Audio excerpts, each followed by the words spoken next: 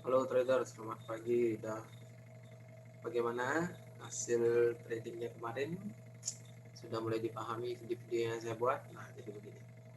Ingat satu hal, video yang saya buat ini adalah untuk pembelajaran pribadi saya. Jika memang video ini membantu, silakan Anda koreksi lagi dan gunakan. Jika memang tidak, abaikan. Ini adalah untuk pembelajaran saya sendiri sehingga saya upload video ini di YouTube agar laptop saya nggak berat, simpan banyak video. Kebetulan saya memang senang membuat video. Nah, jadi gini, kita lanjut saja ke GBP USD. Kemarin gap, lalu gap itu belum ditutup. Jadi yang sebelumnya. Nah, di sini saya akan analisa adalah daily.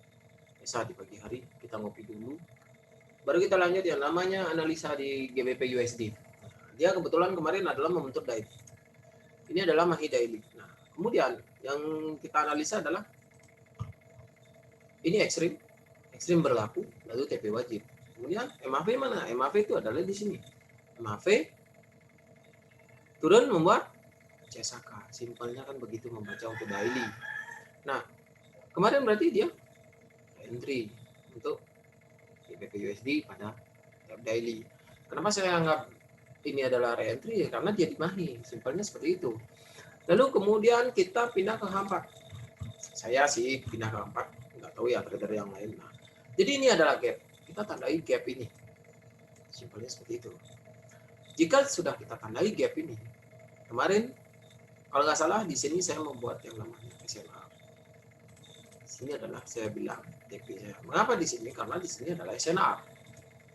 Nah, jadi trading pada BB Mali itu SNR dinamis adalah Bollinger Band.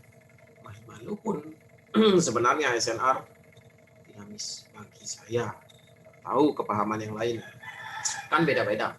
Nah, jadi ini saya buat SNR berdasarkan pandangan saya pribadi. Mungkin kita berbeda pandangan dalam melihat SNR. Di sini simpelnya seperti ini. Garis pucuk harga tertinggi, maksud saya harga tertinggi dari candle ini, kemudian ini sejajar dengan candle ini, maka ini saya anggap ini SNR. Dan kena, maka open buy saya kemarin saya close. Lalu ketika dia sudah sampai area ini dan belum membentuk yang namanya top BB, tetapi analisa daily adalah melihat mahinya itu SNR dong. Nah, setelah itu terjadi maka kita lihat H4. H4 kita lihat ini adalah SNR yang kita buat dari bantuan garis candle ini high, agak high nih. Lalu saya akan pindah ke H1. H1 pada malam harinya dia tidak membuat ekstrim tak ada, tetapi dia di mahi. Ekstrim tak ada, berarti kita nggak tahu perjalanan akan berakhir. Tetapi di daily ada. Jika itu sudah ada, maka kita pindah ke M15. Itu berdasarkan trading pada BBK ini, kita berdasarkan MTF. Nah, jika MTF pada TF besar itu sudah mendukung, TF kecil itu kita sudah tidak takut. Mengapa tidak takut? Ya karena semakin kecil TF, ya risknya semakin kecil pula. Sedangkan analisa kita main TF kita adalah TF besar. Lalu kita lihat M15 apa yang terjadi di sini? Udah, saya kembalikan dulu ke chart. Nih, ini saja. Nah, lalu saya lihat nih, maaf ini agak tertutup. Di sini saya akan tambah perbesar di sini, kemudian diperkecil. Di sini kita lihat apa? Ekstrim. Ada ekstrim, ada TP wajib. Ada nih TP wajib, ekstrim, TP wajib. TP wajibnya lebih di atas. Sebenarnya terkadang TP wajib itu kan seharusnya di sini sampai ekstrim. Ada yang namanya TP wajib.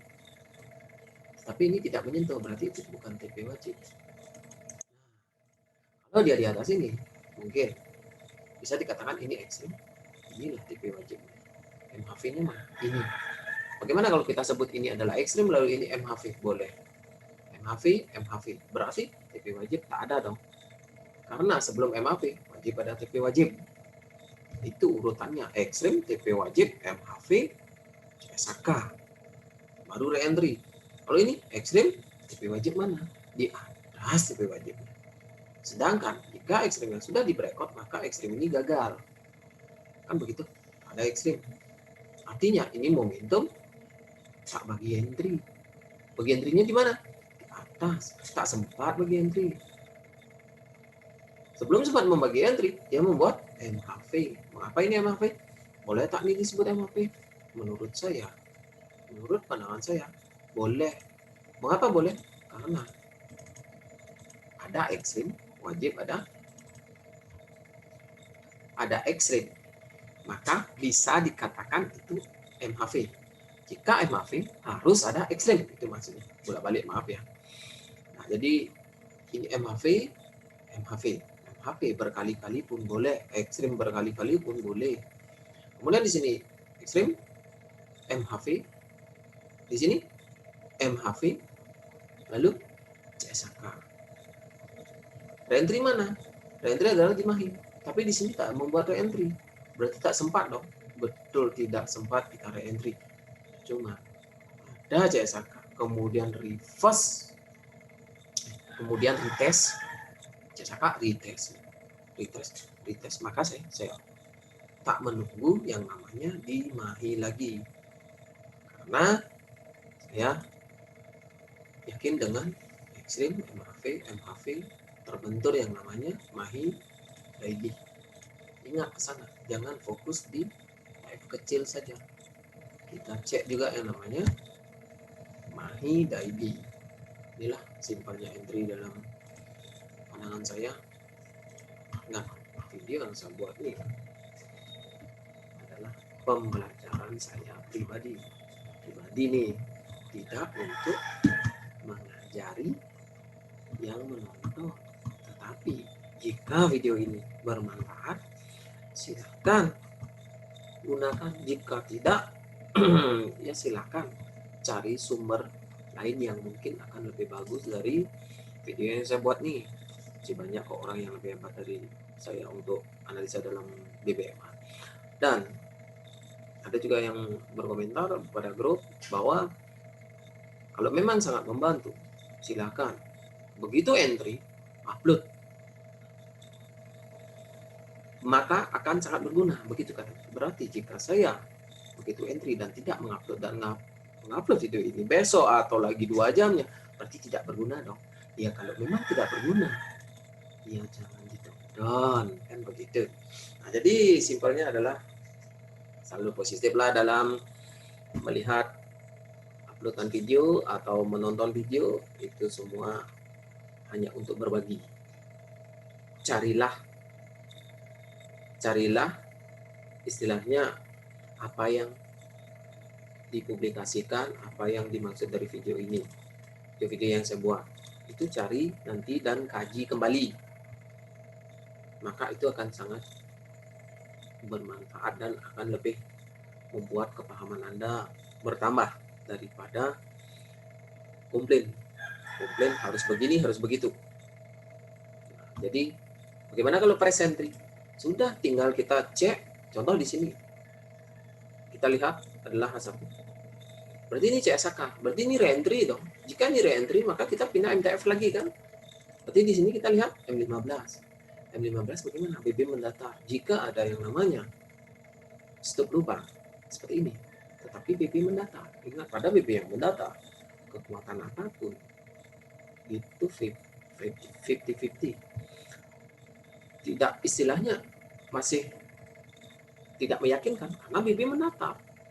Kembali ke basic, BB mendatar, kekuatan apapun tidak ada, ya setway. Jika setway maka 50-50, kan begitu simpelnya. Kalau saya lihat ini BB mendatar tapi ada CS AK di H1, dominan ini akan turun atau up? Nanti kita lihat H4. Jadi malu jika seperti ini, apa yang kita lakukan? Entry kah kita? Kalau saya pribadi, saya tidak akan entry. Kenapa? Karena ini ranging, istilahnya ini sideways. Kita lihat yang namanya MA50. MA50 berada di atas mid, sedangkan di S1 dia berada di bawah mid. Jika keadaan seperti ini, ingat, ini akan mendapatkan hasil yang 50-50. Boleh nggak sell di sini? Boleh saja. Yang penting Anda tahu ukuran risk Anda berapa. Di atas mid. Berarti ini 40 pips kan? Berarti kalau 005, silahkan hitung sendiri berapa risikonya. Berarti kalau entry di sini sell 1, maka risiko kita di sini. TP di area ini kan? Seperti itu contohnya. Kalau SL bagaimana? Sudah, SL ini akan tercover oleh sell yang di atas ini. Ini salah satu strategi untuk ini manajemen. Sudah, tidak langsung layer. Layer itu ada hitungan beda lagi, itu sudah keyakinan.